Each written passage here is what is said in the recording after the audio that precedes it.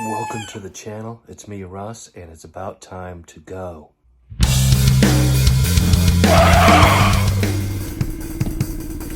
Dug my chair.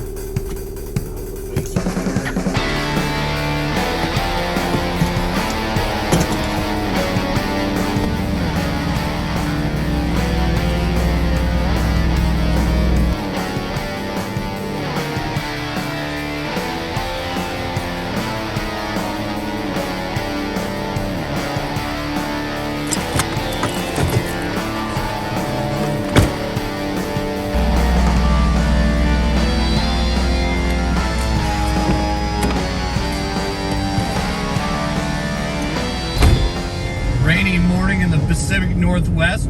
Drizzly, pissy rain. Look at this. Feels like home. That's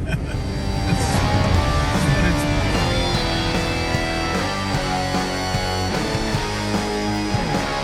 Silver platters in Linwood. Just didn't want to drive all the way to Bellevue, man. It's wrapped around the building. The line is wrapped around the building.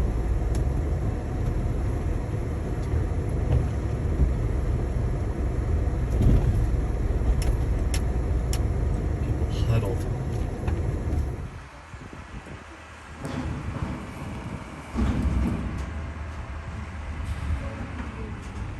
Quality entertainment.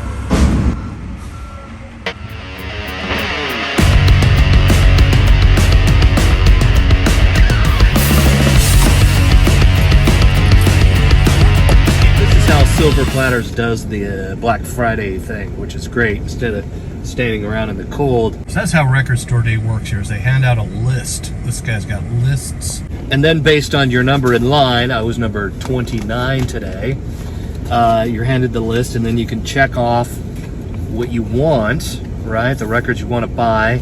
And they, they come out, they collect the list, and then they start calling numbers. So they already have your stuff ready there at the counter when you get there, which is great. And yeah, it's just more efficient, moves things faster. They're actually going to, so the store doesn't usually open till 10, and now I get to sit in my warm car and wait for him to start calling numbers. And a few more people showed up to get a list, and yeah, that's how this thing rolls. So it's just, these are all the titles. They're all stapled together. You got a number of things, and you just check off the ones you want. Easy peasy. Approaching 9 o'clock, almost, on a rainy Black Friday. Got in the store, 40th anniversary of Creatures of the Night. I've got that record. It's nice to finally get in the store and get out. People, I got them. I got the records. Now it's time to head home to my nice warm home and spin some vinyl. My wife's probably still sleeping. It's a little after 9 a.m. Technically, the store isn't open yet. Like normally they open like at 11, 10, something like that. So able to get these records just after 9 a.m. It's very good, especially with the cold today. Cold and wet.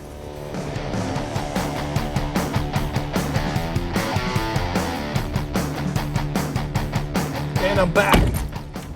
And check it out, it's so gray and gloomy, the photo cells think it's still nighttime. The neighbor's Christmas lights are still on.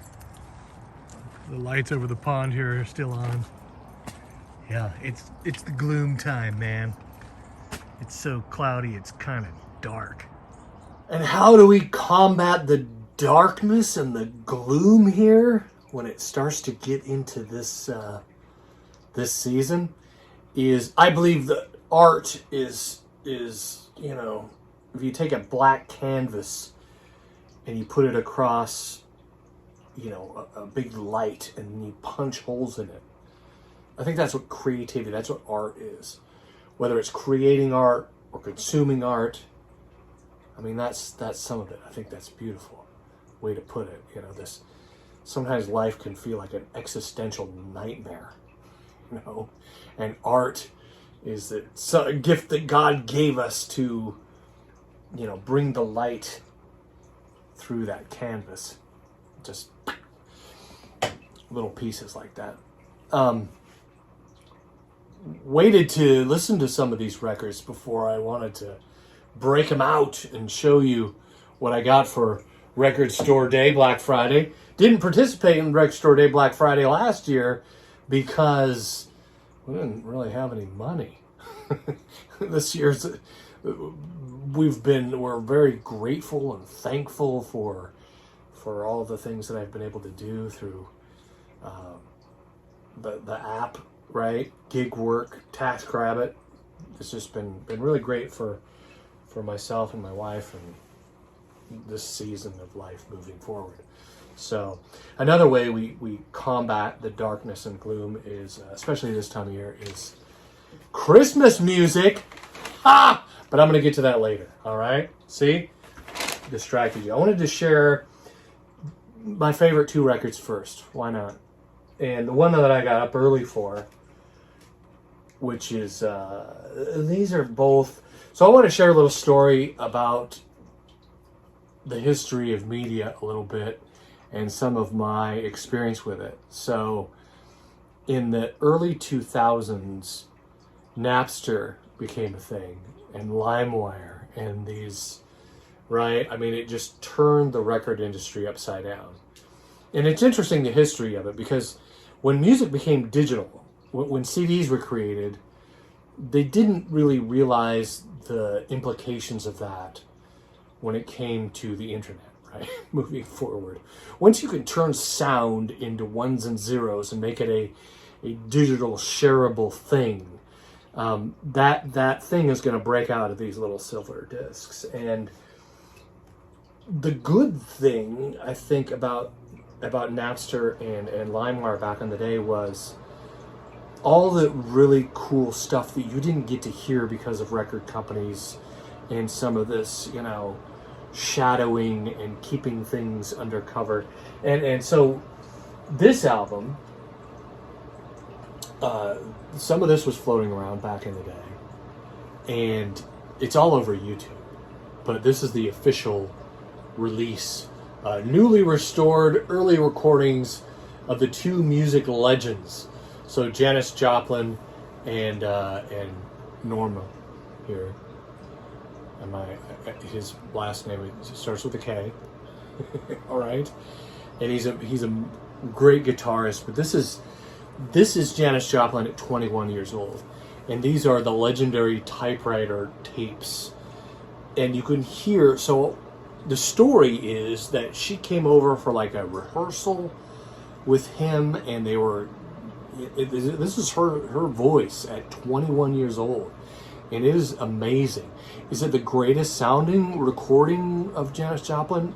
No, it's not, but it's a really cool piece of history. And his girlfriend, here he is on the guitar, great blues guitarist, and you hear that in these recordings, writing a letter to home. And she's on the typewriter. So you hear distinctly a typewriter in the background.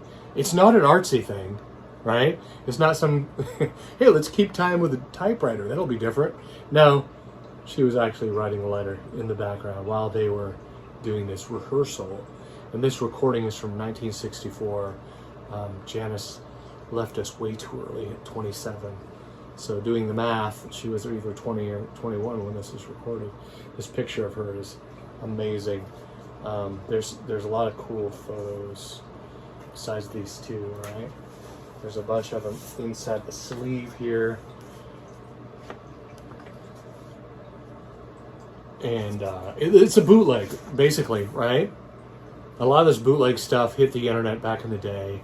I heard some of it. I did not hear this. I had never heard of this until I saw it in Record Store Day, and then I started I started reading up on it, and I was like, wow, this is an amazing story and a really cool archival piece of vintage media that was able to grace our ears here some, 60 years later. So, speaking of another legend that left us way too early. You probably know what I'm talking about. And it's the main reason I got up early, because I heard this record was coming out. And there was some stuff like the Doors. The Doors almost have some kind of a record store release. Every time there's a record store day, it seems. You know what? I can't. Cellophane. Let me put this over here. And so the last one, I believe, was like a bunch of stuff that was left over from the LA Woman recordings or something. And it was like $90-something, and I wasn't going to get that because it's just too expensive. But this is, of course, the one that came out here on Record Store Day. It's a Record Store Day exclusive. It's actually numbered, and we're in the high 8,000s on this copy right here. But this is such a great record. Jim Morrison. It's Paris Blue, the last known unreleased Doors song that you'll hear. And here it is. And so, from what I heard, the story is Paris Blue was recorded in some, and they're not even really sure whether it was from LA Woman or the Soft Parade. It was something left over from one of those two sessions that they were putting together, and part of it was recorded over. So they found like a snippet of it, snippets, right, on reel to reel, and they were able to kind of bring it together, and somehow they used some kind of studio magic to make a complete song out of this. And I'm so glad that they didn't. I mean, this was $25 on Record Store Day, which is great. And I'm so glad that they didn't, mark this up to some crazy. I mean, they could have, right? I mean, it's 10,000 copies, which is cool. They made a lot of copies, but still, they could have charged $40 for this, and they didn't, because, and I'm really glad about that, because I think that's honestly, that's one of the reasons that, Napster came along. Besides the fact that technologically it was just something that could happen, Here's a little snippet here. Go to the city of love. Gonna start my life over. Jorma Karkanian. That's his name. See? Some of you are like, you can't say his name, can you, Russ? I just said it. Boom. Ha. Also, I'm wearing my Rolling Stones shirt because it seems like every Record Store Day there's some release by the Rolling Stones. And in this one, there wasn't. And so I thought it appropriate to wear my Rolling Stones shirt, which was fun. The Doors, that record. So here's another clip, 5 seconds from, and I show the black hat a lot of my videos. So here you go. This is the white one.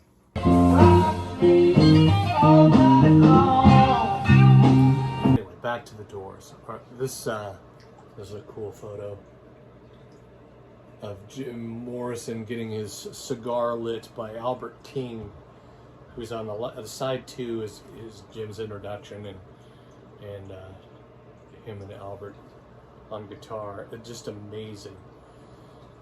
This whole record is really good. I could go on a long time about this, but this is really, really happy with this purchase. This was well worth getting up at. I didn't get up that early.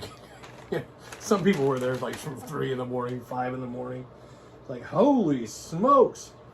One guy got there at 7 o'clock on Thanksgiving and put his chair out. It's like, wow, I am not that dedicated. I'll just tell you right now. Jorma. All right, so the Christmas records. I would give you a little tease with that.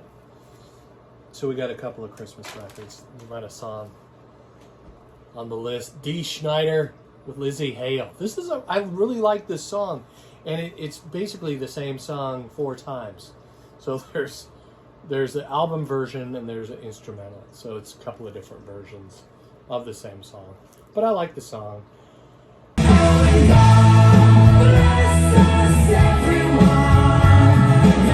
And it's a cool piece of, I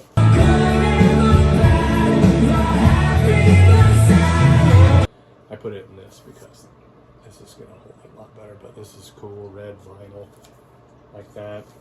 It's a 45.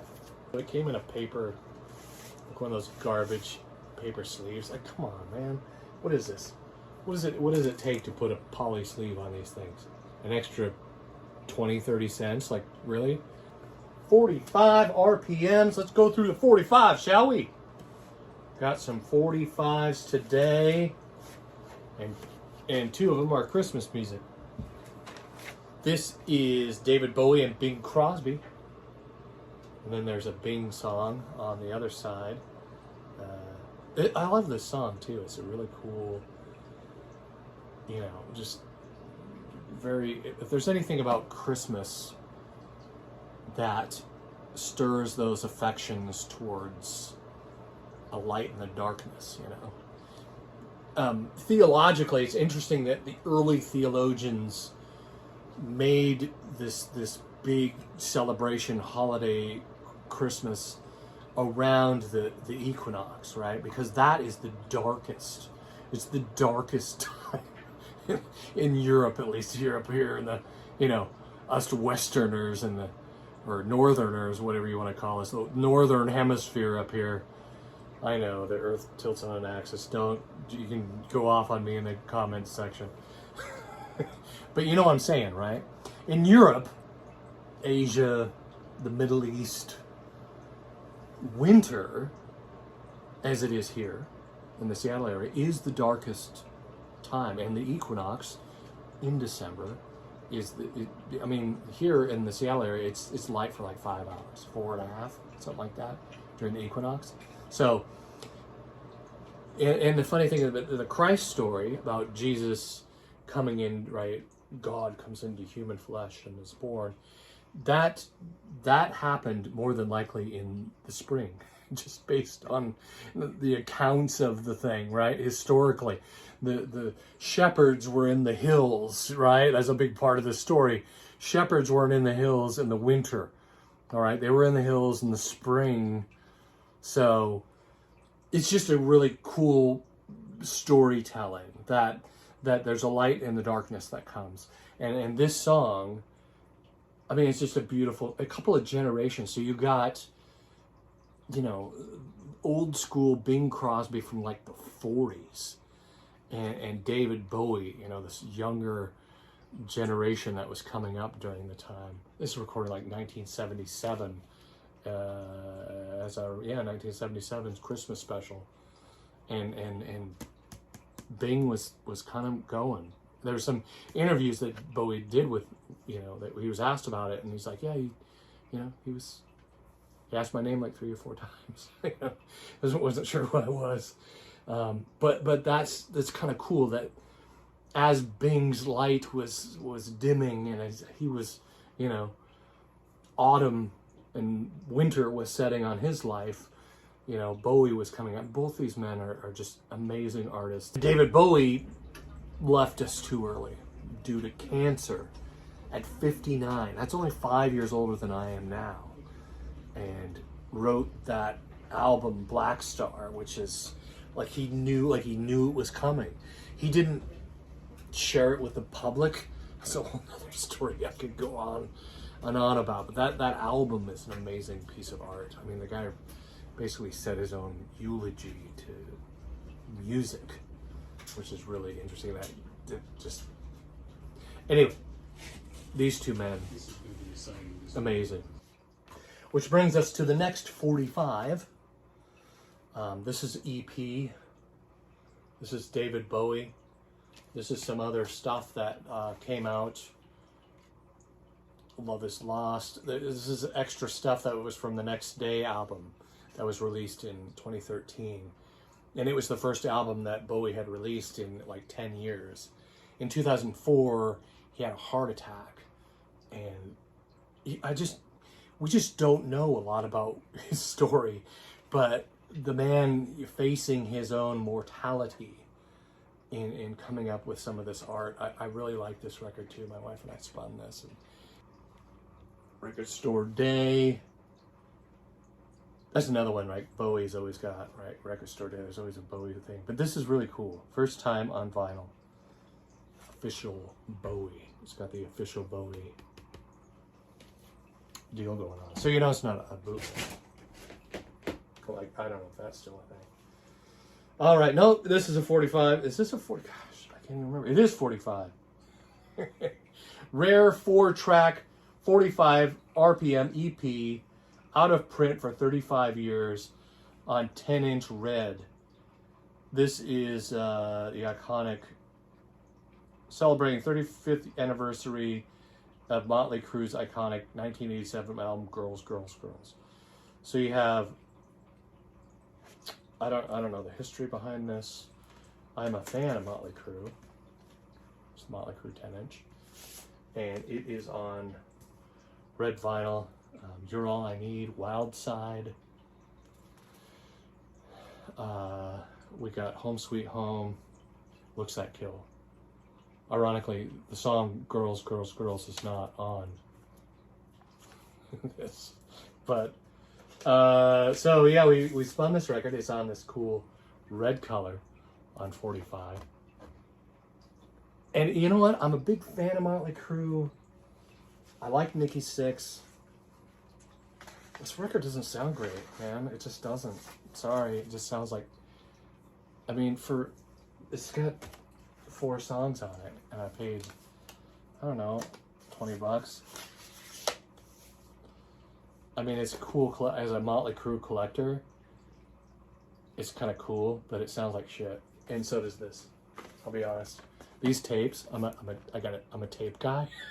I've got Hi-Fi Kenwood over there. Some of those tapes sound better than streaming, all right? Like, you can noticeably tell the difference between a metal position 2 tape and streaming. And this is, I don't know, it's a cool piece of nostalgia. It's got the tapes and they're all different colors. I put them in that thing, they sound like shit. They just do. Sorry. Sorry, guys. I mean, come on, do better, all right? Love you guys.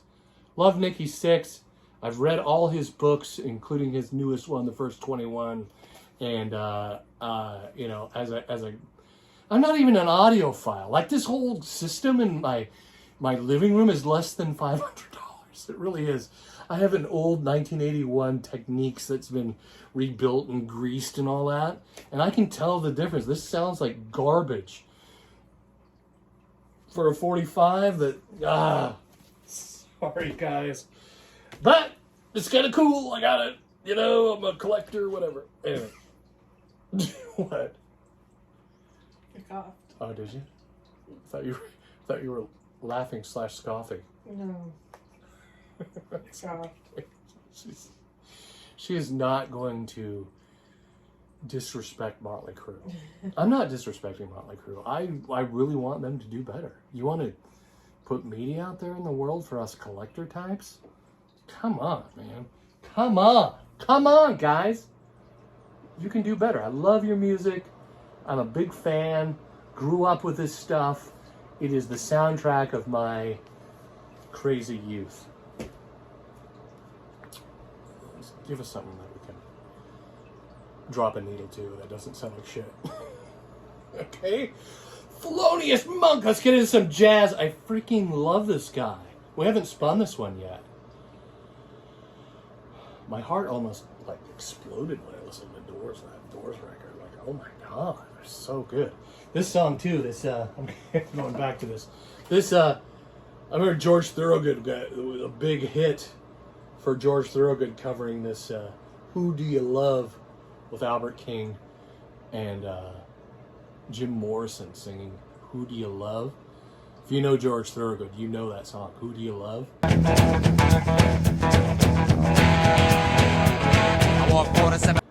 Oh man, amazing. I walk 47 miles of barbed wire. I use a cobra snake for a necktie. I got a brand new... Anyway, sorry. Went off on another tangent. Thelonious Monk is a great jazz musician. This thing came out, and I'm like, you know, remastered by Bernie Grunman from original master tapes, 180 gram vinyl. Candid, whatever. As a punk guy, I like this record. It is not a Record Store Day exclusive. 15-year anniversary, Hello Destiny by Goldfinger. This is a great record. I mean, just put this in your streamer and go to work, man. This is like, this will give you some energy all day long. 15-year. It is, it's got 14 tracks. It's choice classic punk rock, 1996. I remember right. 15-year anniversary, all new bonus material, limited edition colored vinyl. Black Friday 2022. And that's what we got. Thanks for watching. Click like if any part of this you found entertaining. Comments in the comments section if any of this made sense, or if you want to add your 2 cents, 5 cents, 35 cents, a quarter. Appreciate it. I've got Mike from the In Groove over here live, which is kind of funny. I'll cut this part out later.